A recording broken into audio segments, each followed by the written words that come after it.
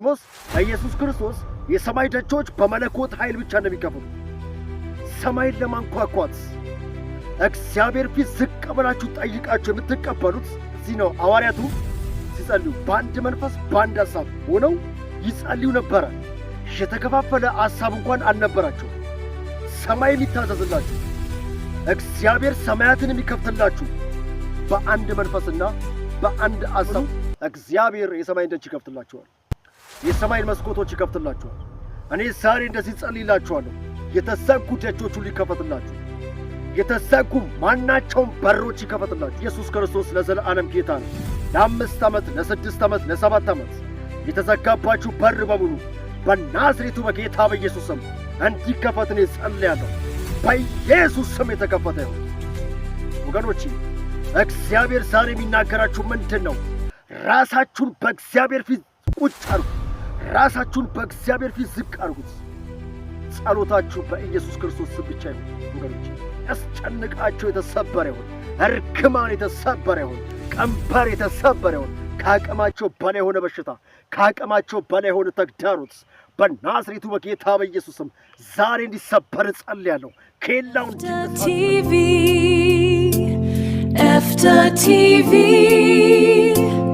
ኤፍታ ሰላም በመላው ዓለም የምትገኙ ውድ ኢትዮጵያውያንና ኤርትራውያን እንደምንቆያችሁ እንደምንሰነበታችሁ፣ ወንድማችሁ ውድነህ ኃይለ ሚካኤል እባላለሁ። ዛሬ በፊታችሁ የእግዚአብሔርን ቃል ላካፍላችሁ ከዮሐንስ ወንጌል ምዕራፍ 14 ቁጥር ከ13 ጀምሮ ያለውን አብረን ያለን እንደዚህ የሚል ቃል እናገኛለን።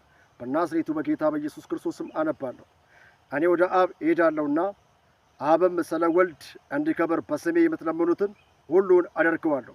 ማናቸውንም ነገር በስሜ ብትለምኑ እኔ አደርገዋለሁ ይላል የእግዚአብሔር ቃል። ጌታችን ኢየሱስ ክርስቶስ በምድር ላይ ያለ ለደቀ መዛሙርቶቹ ይህንን ቃል እያካፈላቸው ጸሎት የሚከናወነው በናዝሬቱ በጌታ በኢየሱስ ክርስቶስ ብቻ እንደሆነ ይናገራል። ወገኖቼ ይህንን ቪዲዮ የደረሳችሁ ሰዎች እባካችሁን ጸሎታችሁ ሁሉ የሚከናወነው በናዝሬቱ በጌታ በኢየሱስ ክርስቶስ ብቻ ነው። አንዳንዶቻችን እንግዲህ ጸሎትን ብለን በመላእክቶች ስም ልንጠይቅና ልንለምን እንችላለን። ነገር ግን እንደዛ አይደለም። የሰማይ ደጆች የሚንኳኩት፣ የሰማይ ደጆች የሚከፈቱት በናዝሬቱ በጌታ በኢየሱስ ክርስቶስ ብቻ ነው። የማቴዎስ ወንጌል ምዕራፍ 7 ቁጥር 7 ላይ ደግሞ እንደዚህ የሚል ቃል እናገኛለን። እንደዚህ ይላል፣ ለምኑ ይሰጣችሁማል፣ ፈልጉ ታገኙማላችሁ፣ መዝጊያን አንኳኩ ይከፈትላችሁማል። የሚለምነው ሁሉ ይቀበላልና የሚፈልገውም ያገኛል፣ መዝጊያንም ለሚያንኳካ ይከፈትለታል። ኦልሞስት ኢየሱስ ክርስቶስ የሰማይ ደጆች በመለኮት ኃይል ብቻ እንደሚከፈቱ ሰማይን ለማንኳኳት እግዚአብሔር ፊት ዝቅ ብላችሁ ጠይቃችሁ የምትቀበሉት በአንድ ሐሳብ በአንድ ልብ ሆናችሁ ወደ እግዚአብሔር እንድትቀርቡ ይህንን ጌታችን ኢየሱስ ክርስቶስ ይናገራል።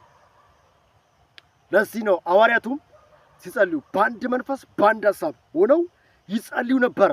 የተከፋፈለ ሐሳብ እንኳን አልነበራቸው። ሰማይ የሚታዘዝላችሁ እግዚአብሔር ሰማያትን የሚከፍትላችሁ በአንድ መንፈስና በአንድ ሐሳብ ስትሆኑ ብቻ ነው። ለዚህ ነው ኢየሱስ ክርስቶስ በስሜ የምትለምኑትን አደርገዋለሁ አለ። ወገኖቼ በመላው ዓለም የምትገኙ እንዲሁም በኢትዮጵያ ያላችሁ ኢየሱስ ክርስቶስ በአንድ መንፈስና በስሙ ኃይል ስትለምኑ እግዚአብሔር የሰማይን ደጅ ይከፍትላችኋል። የሰማይን መስኮቶች ይከፍትላችኋል። እኔ ዛሬ እንደዚህ ጸልይላችኋለሁ። የተዘጉ ደጆች ሁሉ ይከፈትላችሁ። የተዘጉ ማናቸውም በሮች ይከፈትላችሁ። የተዘጉ አደገኛ የሆነ አልከፈታል የምትሉ ሰዎች እግዚአብሔር ዛሬ በራችሁን ይከፍተዋል። ለዚህ ነው መዝጊያ ሁሉ ይከፈታል አለ። የሚለምነው ሁሉ ይቀበላልና የሚፈልገውም ያገኛል፣ መዝጊያንም ለሚያንኳካ ይከፈትለታል። ወገኖቼ መዝጊያ የሚከፈተው በናዝሬቱ በጌታችን በኢየሱስ ክርስቶስ ብቻ ነው። ኢየሱስ ክርስቶስ ለዘለዓለም ጌታ ነው። ለ5 ዓመት፣ ለ6 ዓመት፣ ለ7 ዓመት የተዘጋባችሁ በር በሙሉ በናዝሬቱ በጌታ በኢየሱስ ስም እንዲከፈት እኔ ጸልያለሁ። በኢየሱስ ስም የተከፈተ ይሁን። ወገኖቼ እግዚአብሔር ዛሬ የሚናገራችሁ ምንድን ነው? ራሳችሁን በእግዚአብሔር ፊት ቁጭ አርጉ። ራሳችሁን በእግዚአብሔር ፊት ዝቅ አርጉት።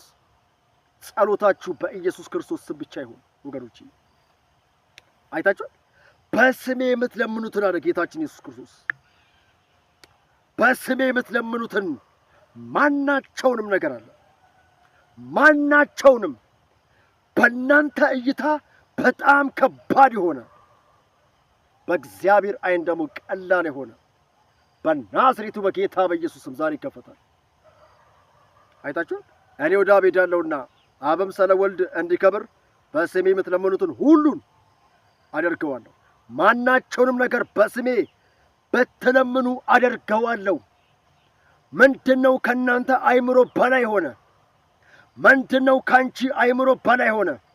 እግዚአብሔር ወልድን ሊያከብር ዛሬ የእናንተን ነገር ይከፍተዋል። አብ የወልድን ስም ያከብረዋል በእናንተ ላይ። አብ የልጁን የኢየሱስ ክርስቶስን ስም በእናንተ ቤት ያከብረዋል። ማናቸውንም ነገር ምንድነው በሰዎች እይታ ከበድ ያለ ነገር በእግዚአብሔር ዓይን ቀላል ነው።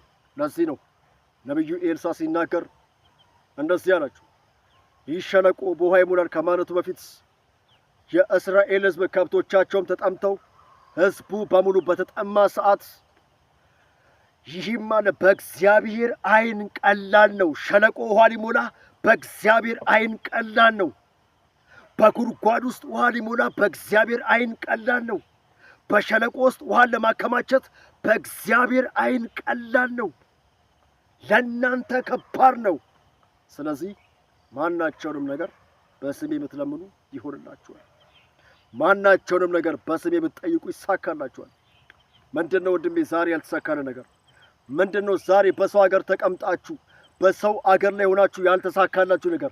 በኢትዮጵያ በሀገራችን ላይ ሆነን እንኳን አልጨበጥ ያለ ነገር ምንድነው? ከዘር ሐረግ ተያይዞ የመጣ ርግማን እያስጨነቃችሁ ያላችሁ ሰዎች ዛሬ አንድ መልእክት አለኝ። እግዚአብሔር ከእናንተ አቅም በላይ ሆኖን መንፈስ ዛሬ ይገለብጠዋል። ፕራቻላማንቱ ራስ ይክራላማንዱ እግዚአብሔር ይገለብጠዋል። ካንተ አቅም በላይ ሆነ፣ ካንቺ አቅም በላይ ሆነ። ልቀቂለት ለእግዚአብሔር፣ ልቀቁ ለእግዚአብሔር። ስሙን ጥሩ ቤታችሁ ላይ ኢየሱስ ጌታ ነው።